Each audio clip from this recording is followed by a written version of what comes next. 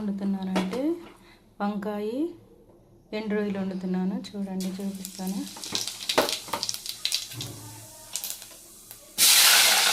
బాగా ఎగిపోయినాయి. వంకాయలు వేస్తాను చూడండి. వేస్తాను కదా, తర్వాత సాల్ట్ వేస్తున్నాను. ఆ తర్వాత కొంచెం పసుపు వేస్తున్నాను. ఆ తర్వాత టమాటాలు వేస్తున్నాను. ఎండు రొయ్యలు అండి, వంకాయ టమాటా ఎండు రొయ్యలు.